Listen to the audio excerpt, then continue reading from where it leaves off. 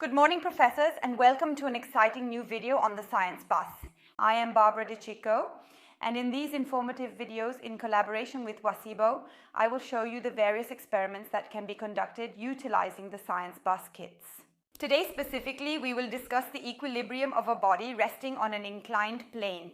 To perform this experiment, we require mechanics kits, and it is an appropriate subject for students in the first 2 years of high school.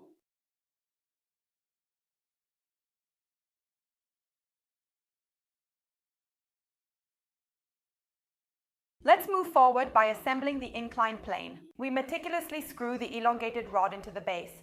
Subsequently, we take the clamp, insert the shorter rod into its designated slot, and screw it in securely. In the alternate slot of the clamp, we carefully insert the vertical rod and tighten it securely. We have thus constructed the support structure where the inclined plane will be positioned, resembling this configuration.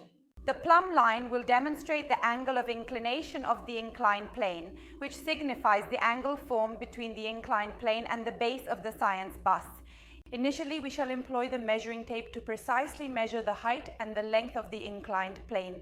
These data will be useful to us later. Let's take the dynamometer and ensure it is set to 0, and measure the length of the spring at rest inside it. Let's securely attach the dynamometer to the inclined plane and proceed to connect the 50-gram mass to it. The system is currently in a state of equilibrium. In fact, the mass remains stationary, which indicates that all the forces acting upon it must collectively equal 0, neglecting the friction as it is minimal. Specifically, along the inclined plane and consequently along the x-axis, there exist two forces exerted upon the mass that are equal in magnitude yet opposite in direction. These forces include the parallel component of the gravitational force, which is responsible for pulling the mass downward, and the elastic force of the spring within the dynamometer, which pulls the mass upward as it counteracts the parallel gravitational force. In formulas, we will have that the parallel weight force will be equal to the negative of the elastic force, where negative indeed indicates the opposite direction of the elastic force. The force shown on the dynamometer will accurately correspond to the parallel weight force, which, as we remember, is equal to the product of mg and the sine of A. In this context, the sine of A is determined as the ratio of the height to the length of the inclined plane.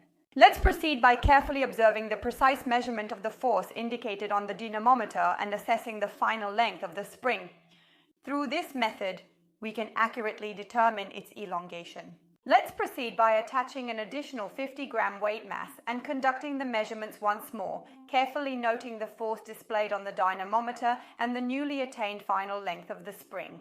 Let's ascertain the elongation in this particular instance. Now let's proceed to replicate the experiment by modifying the angle of inclination of the inclined plane.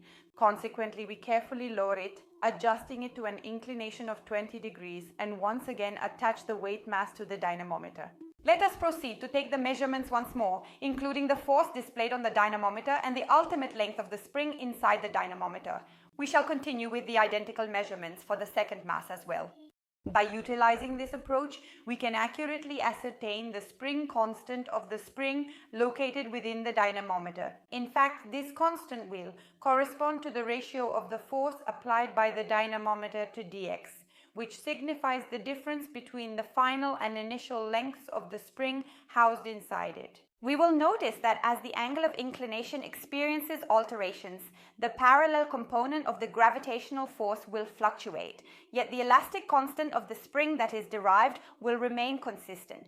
To completely eliminate any friction that might exist between the mass and the inclined plane, we will perform the experiment once more utilizing the cart. Subsequently, we attach it to the dynamometer and proceed to take all the measurements once more, carefully observing the parallel component of the weight force as indicated by the dynamometer, as well as the length of the spring contained within it. We progressively add the stackable masses to the cart, taking precise measurements each time and thereby calculating the elastic constant. Thank you for your attention and see you in the next video. Bye.